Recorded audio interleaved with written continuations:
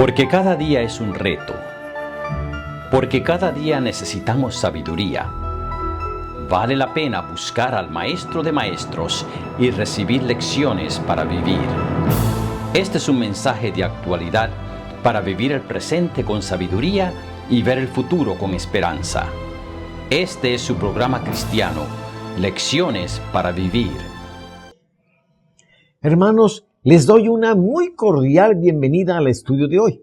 Es para mí un placer poder compartir con ustedes estos comentarios. Hola Samuel, ¿cuál es el título de la lección de hoy y cuál es su propósito? Sí, Obed, su título es El amor y la ley. Y su propósito es recordarnos que el principio de la ley de Dios es el amor. Y que la ley no es una carga cuando actuamos por amor, sino que somos realmente libres.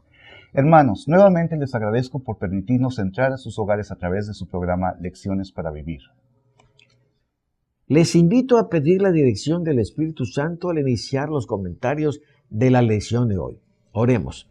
Gracias nuevamente te damos, oh Dios, por permitir que nos des la oportunidad de estudiar tu palabra.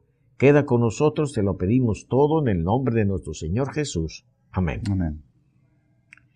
Un ejecutivo viajaba en su nuevo Jaguar cuidando de no atropellar a algún niño que saliera de entre los autos estacionados. De repente sintió que un ladrillo pegó en la puerta del pasajero del auto. Detuvo el carro y salió muy enojado. Tomó del cuello al primer niño que encontró y lo empujó contra el carro estacionado mientras gritaba: ¿Qué crees que hiciste? ¿Quién eres? Este es un carro nuevo y el ladrillo que arrojaste va a costar mucho dinero. ¿Por qué lo hiciste?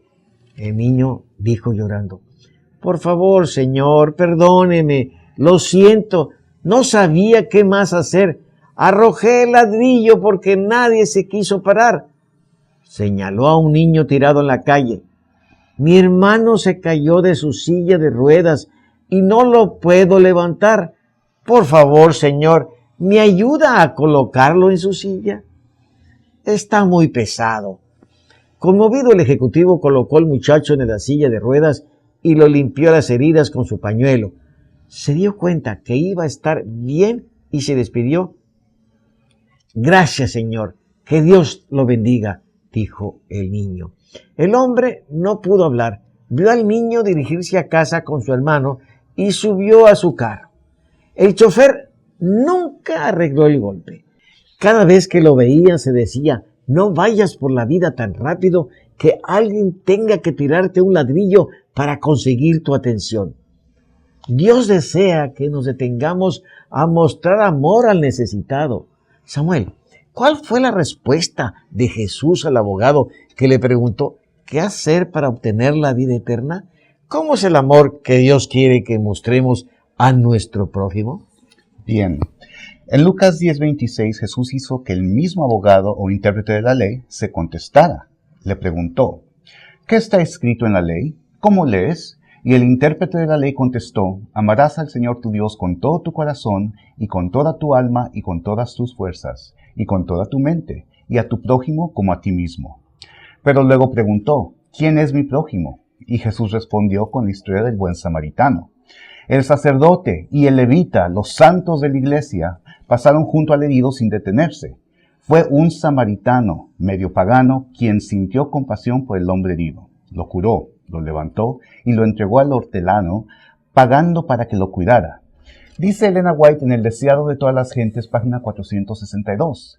Esta no era una escena imaginaria, sino un suceso reciente, conocido exactamente como fue presentado. El sacerdote y el levita que habían pasado de un lado estaban en la multitud que escuchaba las palabras de Cristo. ¿Te imaginas, Samuel? Se han de haber sentido bastante incómodos al oír a Jesús hablar de ellos, ¿no crees? Yo no sé si se dieron por aludidos o no. Los religiosos judíos eran tan orgullosos. Lo que sí sé es que el mismo libro dice el autor en la página 463. Todo el cielo observaba para ver si el corazón de estos hombres sería movido por la piedad hacia el infortunio humano. Pero ambos fallaron. Sin embargo, el samaritano fue más allá de un simple deber. Detuvo su viaje y pasó toda la noche con el enfermo. Solo cuando vio que había mejorado, continuó su viaje. Este es el cuadro del amor que Dios desea que mostremos a nuestro prójimo. Un amor que obre en circunstancias no placenteras, en circunstancias peligrosas. Un amor que no tenga miedo de incomodarse. Un amor que ame como Jesús. Mahatma Gandhi dijo a los cristianos: me gusta el Cristo de ustedes, pero no me gustan sus cristianos. Sus cristianos son tan diferentes a su Cristo. Es triste ver que alguien se exprese así de los cristianos. Debemos esforzarnos en parecernos a Jesús cada día y así dar un buen testimonio de lo que significa seguir a Jesús. Gracias, Samuel.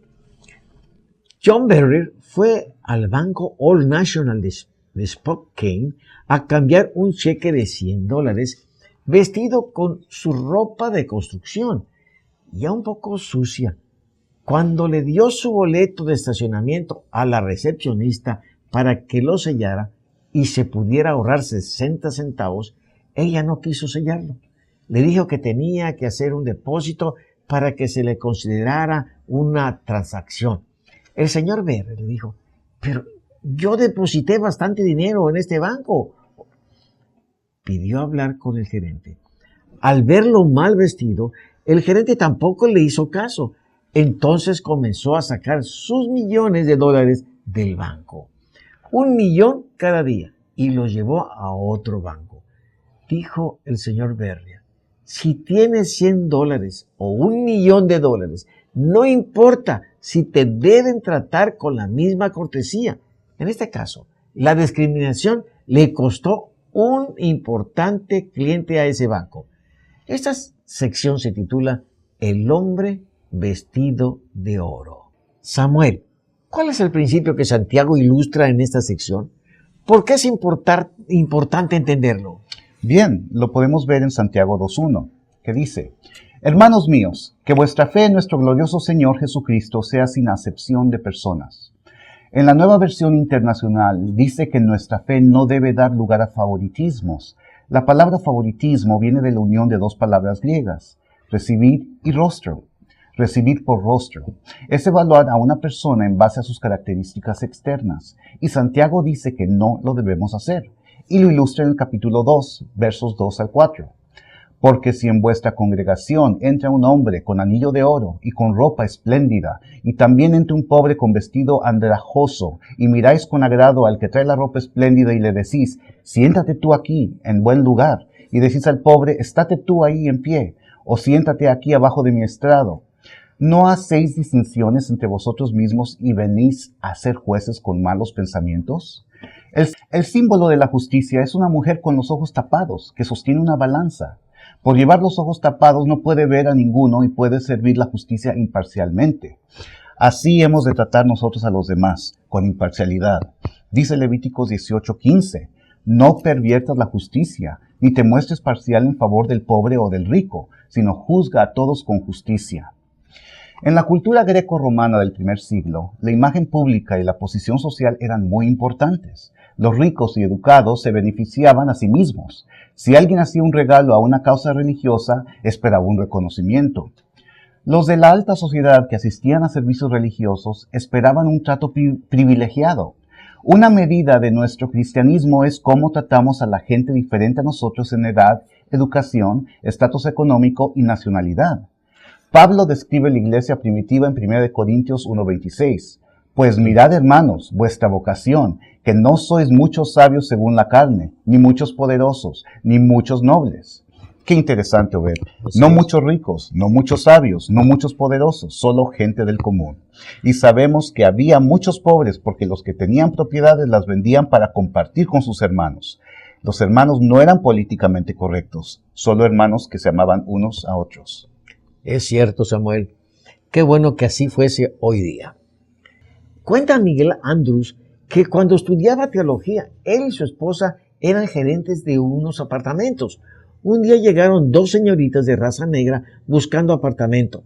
Les mostraron el apartamento y ellas decidieron tomarlo. Cuando el dueño se dio cuenta que habían rentado un apartamento a personas de raza negra, se enfureció. Pero Andrews dijo: es ilegal no rentarle a alguien si califica. El dueño le gritó: pues le hubiera dicho que ya estaba rentado o le hubiera aumentado la renta. cualquier cosa para que no rentaran. Al dueño lo motivaba el dinero. Tenían miedo que otros renteros se fueran por si las muchachas vivían allí, pero resultaron buenas renteras y ninguno dejó los apartamentos. Esta sesión lleva por título Lucha de clases. Samuel, ¿cuál problema existente en la sociedad notó Santiago que había entrado en la iglesia y cómo es que lo encara?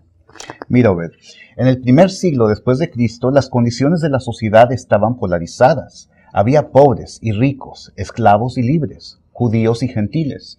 Era una realidad el problema, que los ricos explotaban a los pobres. La ley romana discriminaba contra los pobres a favor de los ricos.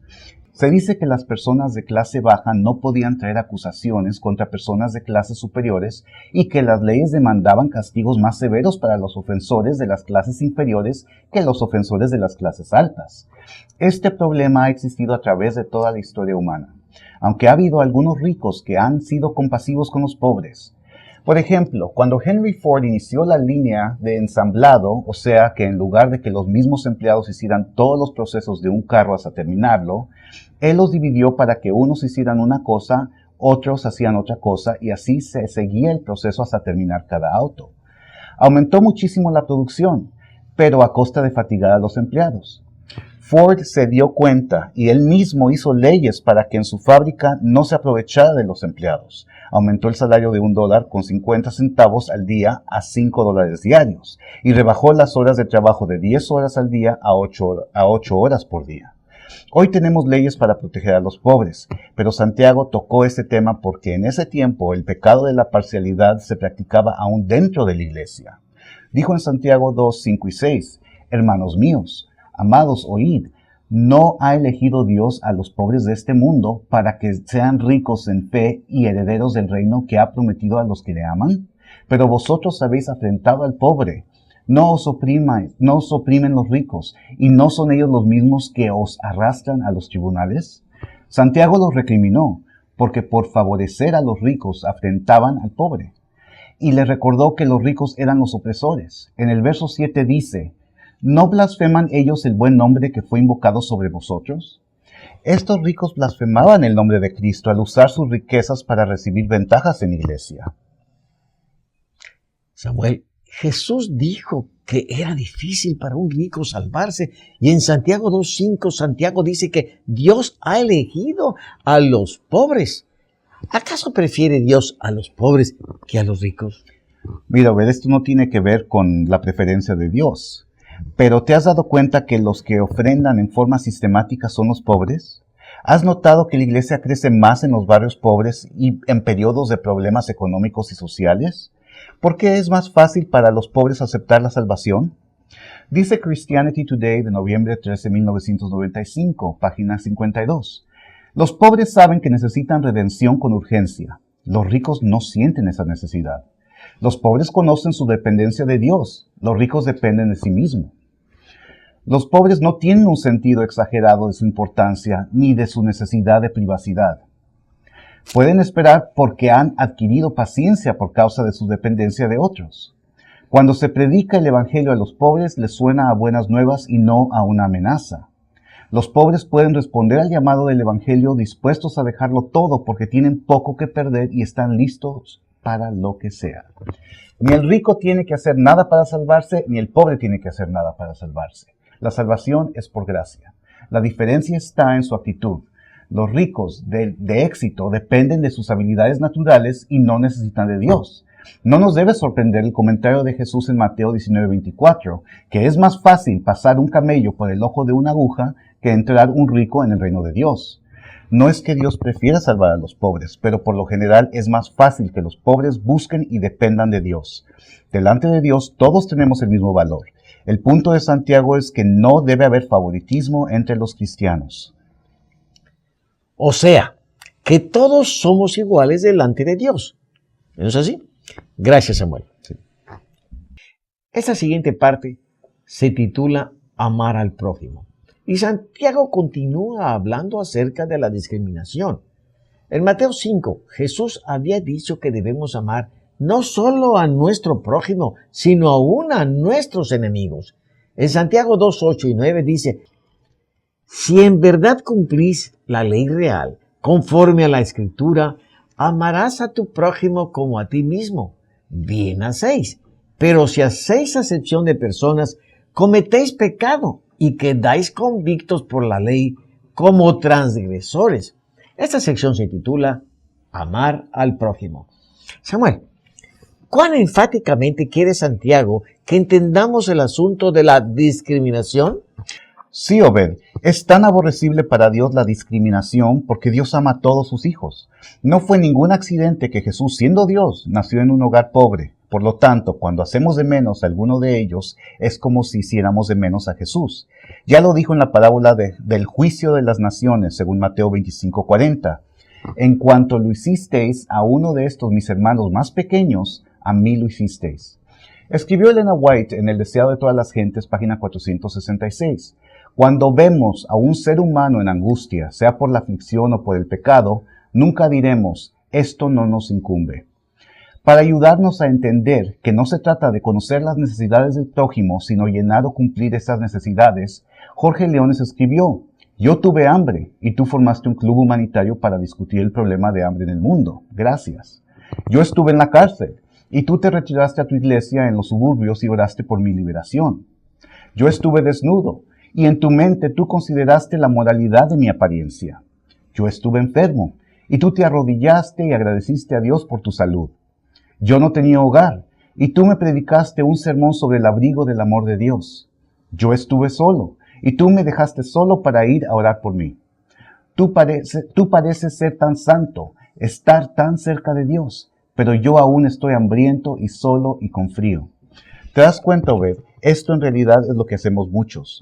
Nos enteramos, oramos, planeamos, pero no nos incomodamos. Amar a nuestro prójimo es incomodarnos por ellos. Implica acción. Hermanos, compadecerse del prójimo no es sentir tristeza por su situación, es ayudar a enmendar esa situación. Volvamos a lo que dice Santiago. Pero si hacéis acepción de personas, cometéis pecado y quedáis convictos por la ley como transgresores. Dice el comentario bíblico adventista, tomo 7, página 536. Pero esta ley, la de amar a tu prójimo como a ti mismo, se aplica tanto a los pobres como a los ricos. Deben ser considerados imparcialmente como iguales. Amar solo a los ricos como a uno mismo no es cumplir la ley. Si amamos a Dios, amaremos a los que Él ama y trataremos a nuestro prójimo como Jesús lo hizo cuando estuvo en esta tierra. Gracias, Samuel. Un hombre decidió escribir una carta a su esposa para expresarle su amor. Tan entusiasmado escribía que no se dio cuenta cuando ella llegó a casa. Escribió sobre lo mucho que le agradaba servir mientras ella limpiaba la casa, lavaba la ropa y preparaba de comer. En forma poética describió su incomparable belleza, pero no vio cuán bellamente se arregló para él. Su esposa lo invitó a caminar en el parque para juntos ver la puesta del sol, pero él se negó porque estaba muy ocupado escribiendo sobre lo mucho que amaba a pasar cada minuto en su compañía. Cuando ella volvió de caminar, él le entregó su apasionada carta. Ella la leyó y muy cortésmente le agradeció. Desilusionado al no obtener una reacción efusiva de su esposa, le preguntó intrigado, ¿no te agradó mi carta? Escribí todo lo amoroso que una mujer desea escuchar. Con un susurro la esposa respondió, sí, querido, está muy hermosa. Aprecio tus sentimientos, pero prefiero ver tu amor que leer acerca de tu amor. Cuán parecidos al esposo somos algunos cristianos. Alabamos a Dios, le damos ofrendas y le agradecemos por la maravillosa de su amor. Hasta reconocemos que sin Él nuestra vida no tiene sentido. Pero, ¿estamos solo escribiendo cartas de amor o le estamos mostrando nuestro amor? Esta sección se titula Toda la ley. Samuel, ¿acaso no debiera ser nuestra vida entera una carta de amor a Dios? ¿Cómo lo podemos hacer? Me parece que el esposo de tu historia le gustaba más escribir que relacionarse con su esposa. Y muchas veces eso nos pasa con Dios. Preferimos asistir a la iglesia una vez por semana y cantar alabanzas que tener una vida de relación con Dios. Nos da mucha flojera tomar tiempo para leer su palabra y platicar con Él en oración. No nos gusta incomodarnos para ayudar a nuestro prójimo. Jesús dijo en Juan 14:15, si me amáis, guardad mis mandamientos. Pero el autor de la lección, el Dr. Wallen, dice que la obediencia no puede hacerse en el vacío, siempre es relacional. Si obedecemos a Dios porque tenemos que hacerlo, no tiene mucho significado. Cuando estábamos creciendo, mi papá nos repetía seguido, hay que hacer lo que es bueno, nos guste o no nos guste. Y hasta hoy me obligo a hacer estas cosas que tengo que hacer aunque no me gusten. Pero Dios no quiere una obediencia forzada. Jesús dijo, si me amáis. ¿Cómo llegamos a amar a Dios? Pasando tiempo con Él. Pero si no tenemos ganas de leer la Biblia y orar, ¿nos debemos obligar a hacerlo? El amor es un principio y es una decisión. Si nosotros decidimos amar a Dios, vamos a buscar la manera de relacionarnos con Él. Decidiremos pasar tiempo orando y estudiando su palabra, aunque a veces no nos sintamos con ganas. Así crecerá nuestra relación con Él hasta que seamos cartas de amor a Dios. Samuel, ¿quieres explicar por qué en Santiago 2:10 dice, porque cualquiera que guardare toda la ley, pero ofendiere en un punto, se hace culpable de todos? Bueno, creo que esto se entiende fácilmente. Si fallamos en un punto, o dos, o tres, o todos los puntos de la ley, quebramos la ley. Es como tener una cadena de 10 eslabones. Si quebramos uno de los 10, ya quebramos la cadena.